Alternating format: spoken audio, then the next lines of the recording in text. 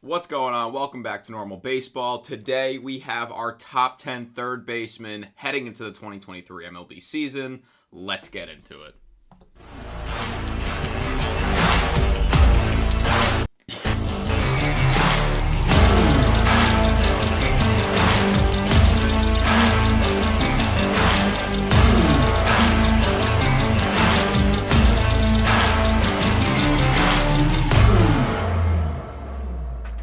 What is going on? Welcome back to yet another episode of the Normal Baseball Top 10 for 2023. Today we are giving our top 10 third basemen.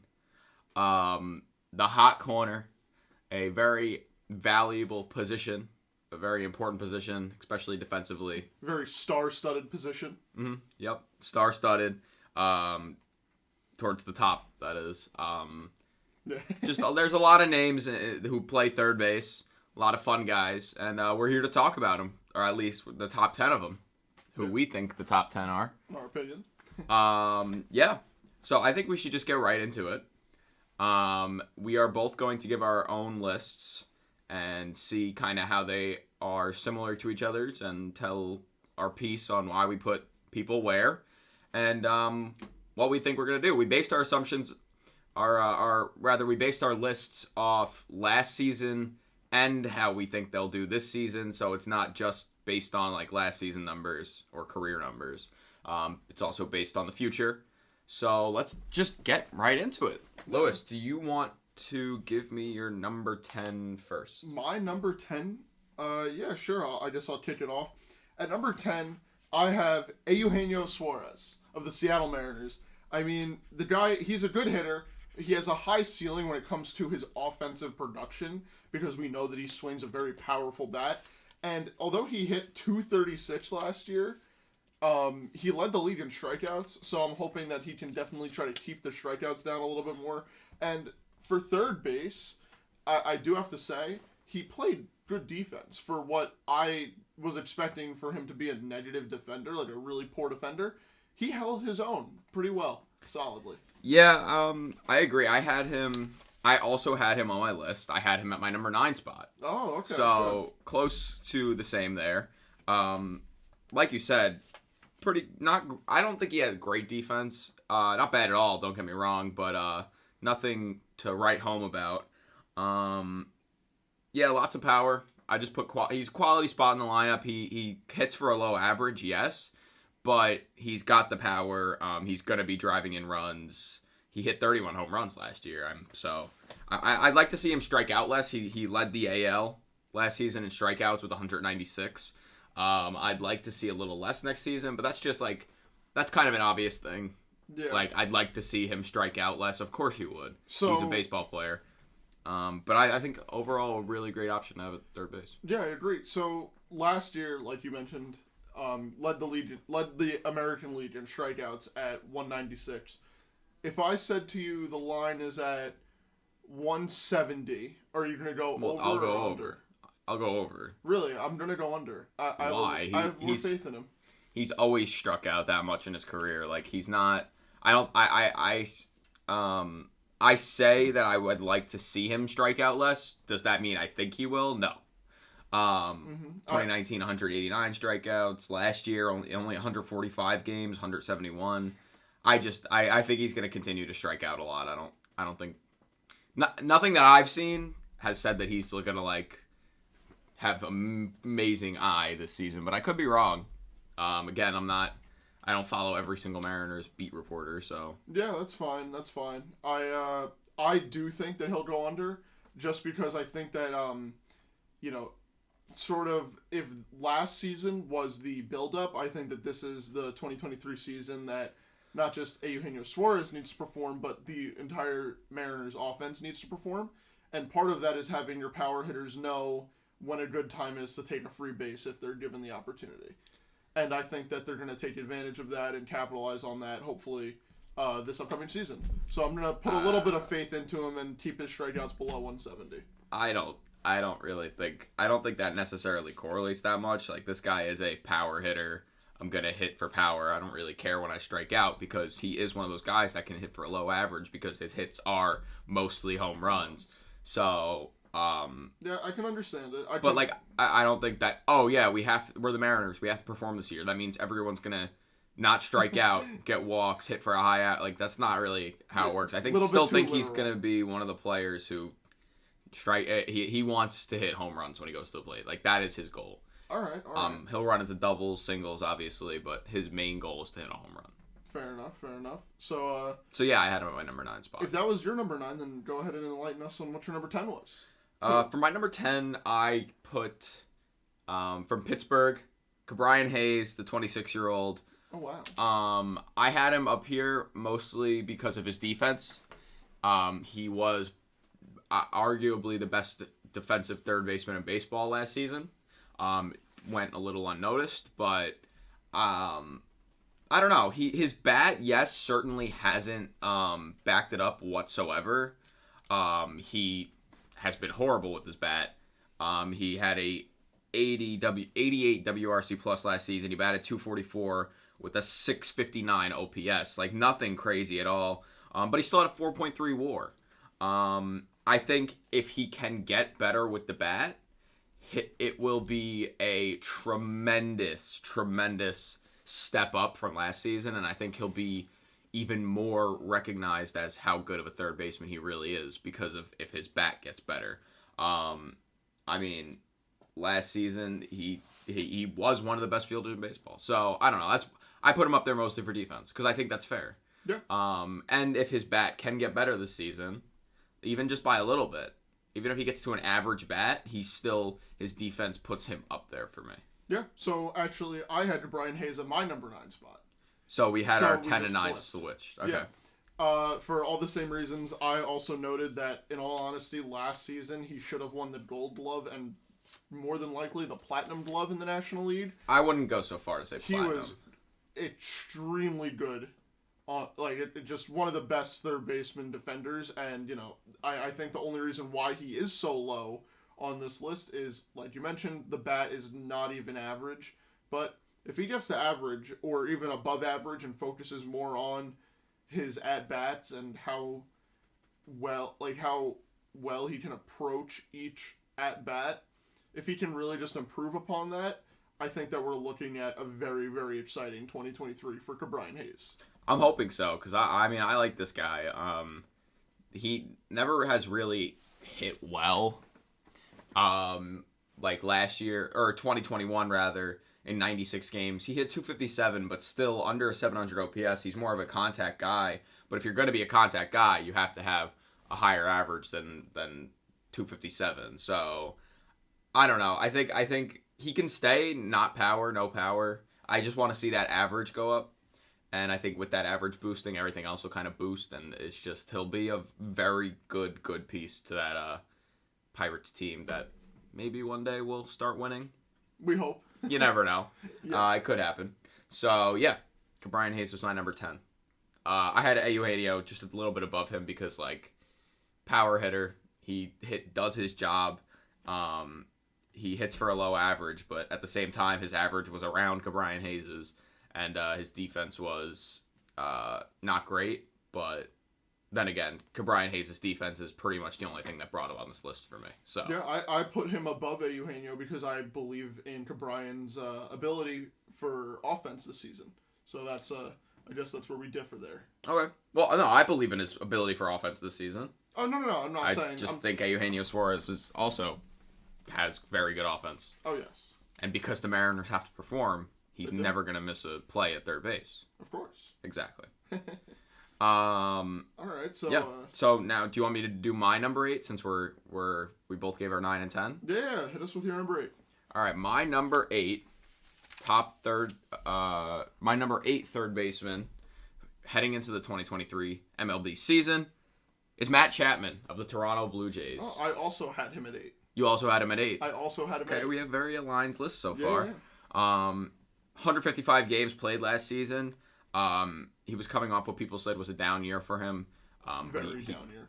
But at the same time, this season he batted .230 with a 757 OPS. But I think it was still a really good season. He built up a 3.5 WAR. Of course, he had amazing defense. He's Matt Chapman. 27 homers, 27 doubles, 76 RBIs, 66 or 68 walks. His bat really isn't as bad as people think. That's what I'm trying to say. I mean, 27 homers, 27 doubles. Yes, you can bat 230, but still, 760 OPS is pretty good for batting 230. That means when you're hitting, it's mattering. He was a big part of that Blue Jays lineup, whether you realize it or not. He was a very big part of the lineup. Yep. Contributed a lot. So, I don't know. He strikes out a lot, but you can tell he kind of worked on it. So, I think he is one of the guys that was a little noticeable that he's going to try to strike out a lot less because he wants that average to go up. So, I'm hoping he can strike out less this year. But yeah, I think he'll get better this season offensively, and his defense is pretty good. So I think he'll get more comfortable in Toronto. All right, I like that. I agree with everything that you said. The only thing that I wanted to add is, I think that this season we could see him go 30-30 in terms of doubles and homers. It's fair. Last season he just missed it, hitting 27 in both. So, I mean, he's turning 30. And could he have a 30-30 season with that? I think so. And like you said, I think that he will be more adjusted to playing in Toronto. They even brought in the walls a little bit in the Rogers Center. So hopefully that will help him improve his offense. And his defense, like you said, is just always going to be there. Yeah, 100%. His defense, I feel like it was a little bit worse this season. Mm-hmm. But it wasn't anything crazy. I still think he's a really, really good defender at third. Both sides of the ball, he provides value. So yeah, I trust him a lot at third base. Yeah, Especially that means you get the bat. That was my my thought for this. Like, would I trust him at third base? Like, I tried to order these of like, would I want this guy on my team? And I would want Matt Chapman. He brings both sides of the ball. He has the potential to hit, and his bat is better than people think. So that was my reasoning for putting him at number 8. So yeah, I like that. All the same. So we agreed with number 8 for Matt Chapman. Okay, yes, we did. I'll take it. You want to give your number 7? No? Yeah, I'll give our number 7. Well, we'll see. Let's see. So for my number 7, I had Ryan McMahon of the Colorado Rockies. I'm feeling pretty high on him. The dude just simply mashes the ball, and if necessary, he can play other spots in the infield, which I like. It gives opportunity to other players and gives stop gaps if, hoping for no injuries this season, but if there were an injury, that's always nice. And he's coming off a 2020 season where he looked very, locked in offensively. He looked locked in offensively. Yeah, he did. What's your backing behind that? Did you ever watch him play? He just, you ever, it's like the eye test. How? Okay. He looked, very prepared, very ready. And I think that we're going to see even better offensive season than last season from Ryan McMahon. I'm not on the Ryan McMahon train at all. I know what you're saying. I understand how it looked promising, or he looked like he was locked in. He wasn't even on my list. The dude plays in Coors Field. Dub. He had a 98 OPS plus last season. Mm-hmm. He had an 95 WRC plus. Considering he even plays in Coors Field, his numbers are low. Plays there only half the season. That's fantastic. His numbers are still low considering. You would figure his numbers would be a little higher. Especially he's 6 years into his career and his numbers they're not maybe as good as you might think. I don't think it's justified to be high on him at this point in his career. I think he's gonna have similar seasons every single year. I don't know. I mean, don't get me wrong. His bat isn't bad whatsoever. But I don't know. He didn't hit my top 10 just because he plays at Coors. I feel like mostly, and I would kind of expect higher numbers. But he still is a good player. 2020 season, like you said, just not really on my list. All right, especially over Chapman and Suarez mostly. I don't think you gotta factor in this upcoming season. I understand, but he's 28 now. Yeah, he's 28. It's not like he's one of these young guys. He's still relatively young, but not. I'm holding out nothing faith crazy. For Ryan McMahon, and that's exactly why he made my list. You go for that. Yeah, he. So who's your number 7? My number 7 is a guy who was extended this season. He was extended to a 3-year deal, 3-year extension, worth $24 million. He is in a smaller market. He's a Tampa Bay Ray.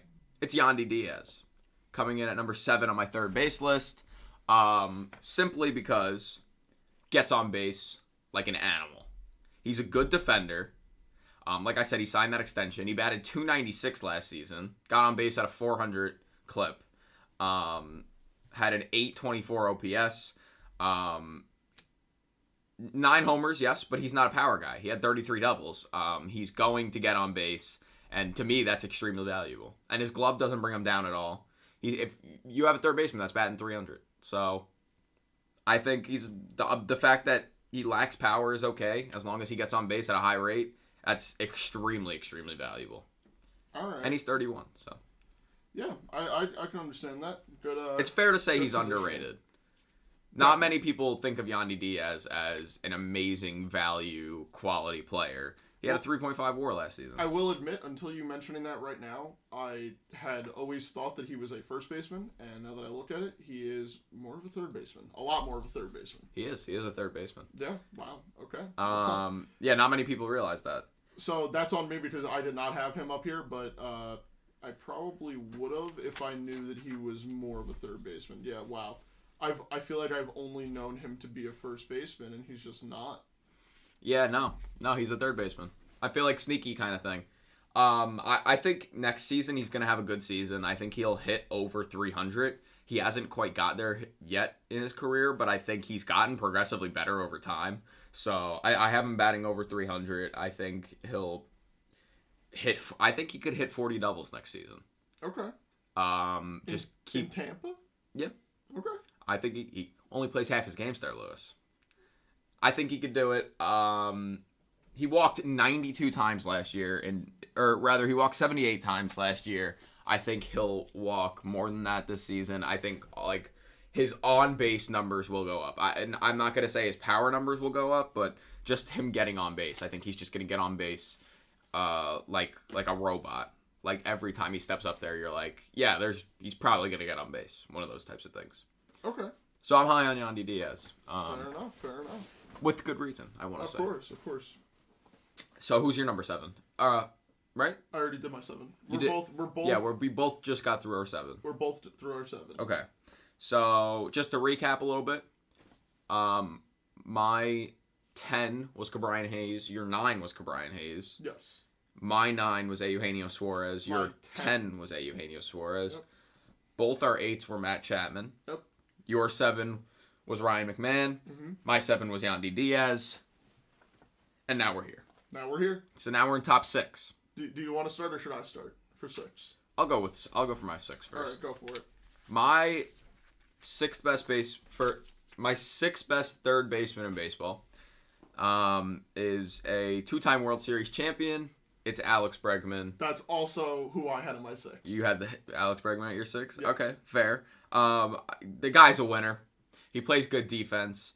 Bit of a down year, like compared to how we've seen him play in 2019 and that. But then again, you could say some controversial stuff about knowing what pitch is coming and stuff. But he also this season was off of a really like an injury-riddled 2021. Oh, yeah. So I will say that this was a very good season for him, all things considered. Not when you just look at the numbers. No, right. All things considered, yes. But that's not what I'm saying. I'm saying it was compared to what he has, what we know he has. Yes. Yes, I know he was injured. I'm just saying compared to his best season so far, this was not really close to it. Still at an 820 OPS, and a 4.5 WAR. I would like to see his average and power increase next season, go up, because like I said, that's where we know he can get there. It's just a matter of will he. Only 23 homers last season, this is a guy who can hit 30 to 40 home runs in a season very easily. But I like his contributions to this team. He's, like I said, a winner, and he's a big part of the Astros' success in the last 5 years, 6 years. He sort of makes the Astros offense look easy at times. I will say.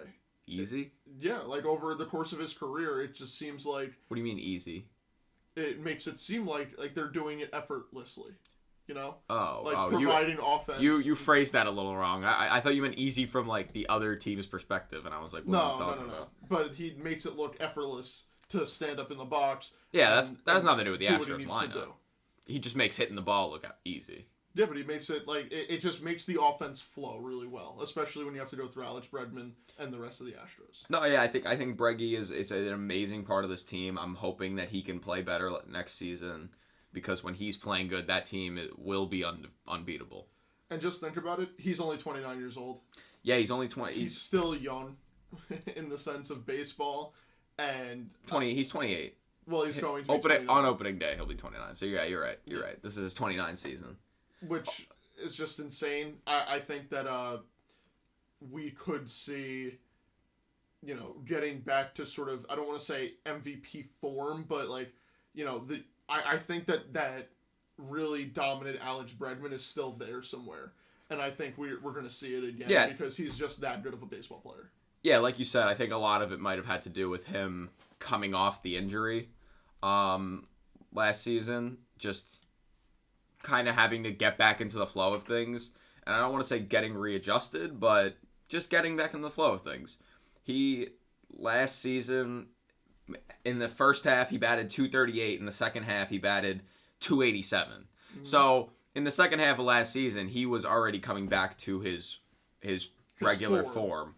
In the second half, he had an .894 OPS. Like, he's going to get there. He will be good all season next year. And, top 6. So he's 6th. Like we said, this guy being 6th just shows you how stacked the third baseman lineup is. Yeah. So, Alex Bregman. Guy's a winner. That's all there is to say. He certainly is. Do you want to give your number 5, right? We're in the top 5 now. We certainly are. The top 5 in at the third base position. So, I'll kick it off. All right? Yeah, go for it. All right. So, at my 5 position, I put Rafael Devers of the Boston Red Sox. He was also at my 5. Oh, my God. This is weird. Yeah. So, for anyone wondering, by the way, Alex and I both did not give each other our list because we wanted it to be just from our perspectives individually. So, this is kind of weird that we're kind of hitting the same keynotes. We are. Our lists have been extremely similar so far. Yeah. That's not a bad thing. That just shows we're on the same page. Yeah, for the most part. When it comes to third baseman in baseball. And Rafael Devers coming in at 5 for the both of us is very much warranted. Dude had a 141 OPS plus last year, almost batted 300 again, 295. He's just amazing, and also he's a lefty. He got shifted against a lot last season. So hopefully now we're going to see that shift get taken away. He was part of the extreme group of shift. Yes, but I don't know how much it really affected him. No, I know because he's still a power hitter. He does hit a lot of. No, that's not even what I mean. I mean he's still almost hit 300. Oh yeah. So yeah. I think that he's a very versatile hitter. He can kind of control where he hits it sometimes. So yeah, for sure. And I think one of the things that we do that I at least have to mention because I was looking at this and I thought that this was insane. Every pitch type that he saw this season, whether that be a fastball, sinker, cutter, changeup, slider, whatever he saw, he had 3 or more. He had a 3 or more run value against every pitch type in baseball last year. That's amazing that he can see the ball that well. Where hitting a baseball is already one of the hardest things to do in sports. And the fact that he added a 3 run value against every pitch type last season is insane. Yeah, that's crazy. He can just kind of hit everything. The same thing with his righty-lefty splits. I mean, lefty is a little worse, obviously, for obvious reasons. But he just hits everything. And that's what you see with a lot of these guys who are going to be at the top of these lists. They just kind of hit everything. They don't really have those crazy weaknesses. And we also failed to mention that he signed a 10-year extension with the Red Sox. Yeah. 10 years, $313.5 million. So he's paid. he is a Red Sox for The at majority least of the his next career. 10 years. Yeah. He's that guy in Boston. I'd like to see him get a little better at defense. His defense is, as it's kind of common knowledge, his defense is not the best. I It's would not like upper to see echelon.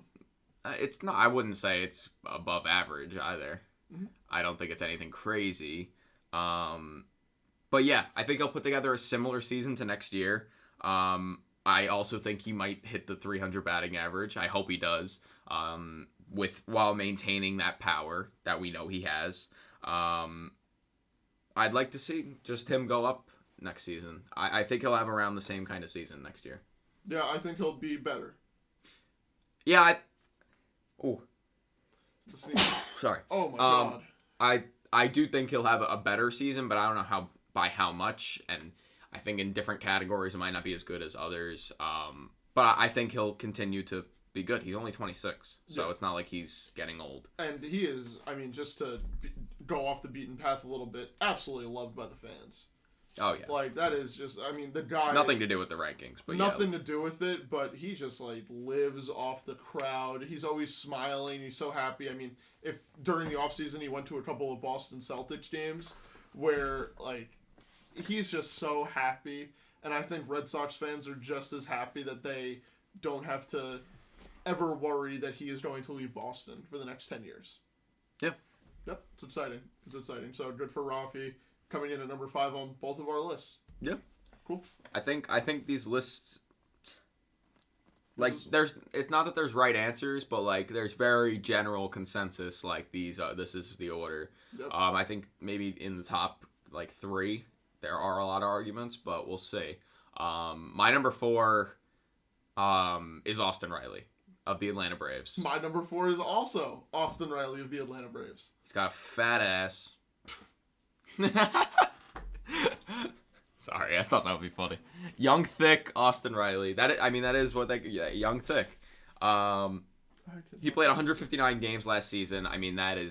That's incredible for any player playing 159 games. I think that's undervalued in the sport.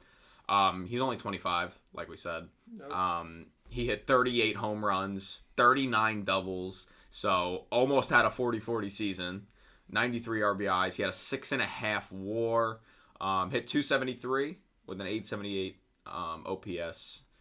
He's not too amazing defensively, but I think his offensive numbers are just incredibly good. Okay. I also agree with you. I have Austin Riley at 4. And, is it fair to say that he's becoming slightly underrated with how many good third basemen there are in the game? He finished 6th in MVP voting, and all the talk is about the guys who I believe both of us have above him.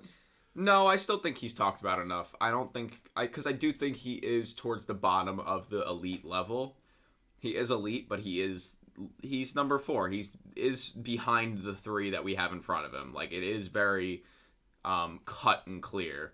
I think by the end of this season, I think if he plays better, which I hope he does, I think then we'll be looking at it this kid just had a 40-40 season. If he can put one together next season. Which he should. Just had a 40-40 season on this Braves team, brings so much value. We have to start recognizing him as one of the best in the game. I think that'll happen this season. Yeah, and can we just clap it up for Austin Riley really quick? The absolute perfect model of consistency. Over the last 2 years, exactly 168 strikeouts each season. Will he hit that number again this upcoming season? He's aiming for it. I don't know. That's another thing. Like I said, he is below these next 3. He's clear cut below them right now. But that's because these 3 have been consistently good for a longer amount of time. I think if Austin Riley could put together, like I said, next season, or I think after next season it'll be kind of maybe a little more known, but I think if he continues to do it even after next season, put together these really, really impressive good seasons, then he'll be noticed even more as a general consensus top 3 third baseman in baseball. Because that's what these next 3 guys, they just have the longevity, the longer career so far over him. That's kind of what the biggest thing is with Austin Riley. But I love Austin Riley. He's amazing. Oh yeah, he's fantabulous. There's no other way to put it. Fantabulous. Fantabulous. Okay. He doesn't play good in high leverage situations, which I did find out because I was digging through some stats. According to Baseball Reference, he had a 184 batting average in the ninth inning last year. How many of those were high leverage? I don't know. But having a 184 batting average in the ninth inning is not great. And I looked at his leverage stats, and they were a lot worse. He plays a lot better at home, too.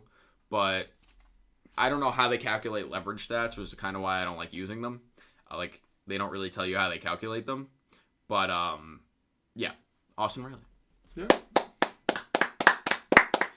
Okay, who's your number 3? I think I have the same number 3. All right. My number 3 is Jose Ramirez of the Cleveland Guardians. Also my number 3. Oh boy, this 1-2 is going to be fun. Yeah. But Jose Ramirez, J-Ram, I mean, just an absolute dog. After the 2022 offseason of, will he be traded? Where is he going? That type of thing. Turns out he stays in Cleveland. He signs the extension and then leads the American League in doubles with 44, hits 29 homers, and had a 280 batting average, yes, but also played great defense and is a great base runner. Just added so much value to a Cleveland Guardians team that many underrated going into the season, and I think that we'll see him perform just as well, if not better, going into next season. Yeah, the man does it all. Yep. Exceptional defense. He can steal bases. He hits for average power. He literally does it all. There's not much else to say. He's gonna, like you said, be on that Guardians team and be a big part of it as always. He led baseball in intentional walks last season. Don't know if you knew that. He came 4th in MVP voting. Ooh. He is a scary sight at the plate. He is going to be one of those guys who beats your best pitcher, who beats you in that situation that you're like, oh my God, please just get out. It's always if he's coming to the plate and he needs to do something, there's a good chance he's going to be doing it. So I don't know. I love Jose Ramirez. I have for a long time. I would love to put him at 1 or 2, but I just can't because I think the next 2 are higher than him. But I think Jose is just been a rock at third base for the last 10 years. He's only 30 years old still. He's a force to be reckoned with. Oh yeah. I think that's the best way to describe him. He's a force to be reckoned with. Let's just be real. If you don't include his 2019 season where he did have to deal with some injuries and did miss some time, since 2017 he has not finished below 6th in MVP voting. Oh yeah. He's just a great consistent model for consistency, and the fact that he's consistent at such a high level is more than impressive. So round of applause for Jose Ramirez. Love Jose Ramirez. I'd like to see his average go up even more. Might as well. I would love that. I mean, around the same I'm okay with. 280 is not bad at all. Bring it to a 300. Come on, let's do it. We know we can do it. He's got it in him. Yeah. Just have an amazing season, Jose. Led the American League in doubles. Good player. Love Jose. I love Jose Ramirez. Not to mention 126 RBIs. Yeah. Incredible. How many steals did he have?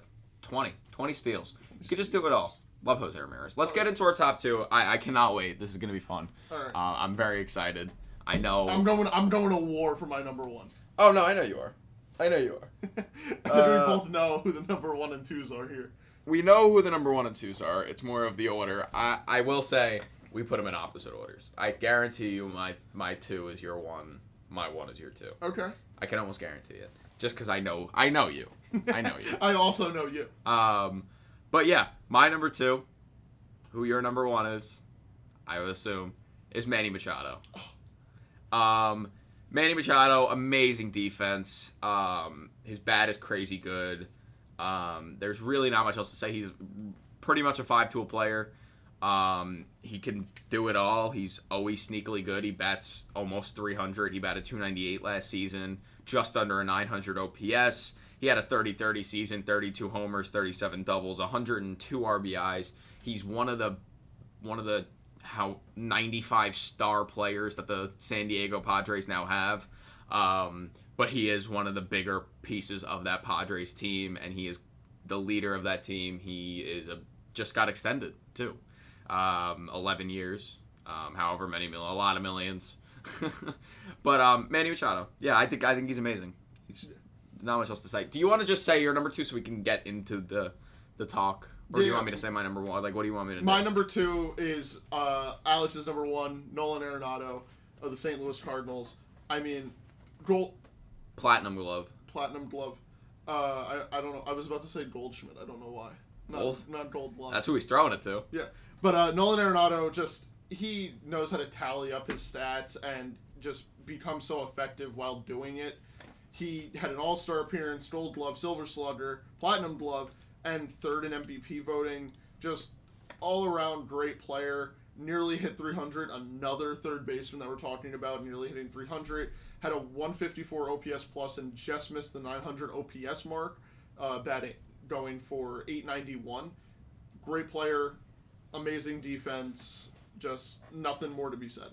Yeah, I'm gonna say this. His defense really helped him bring him over Manny for me.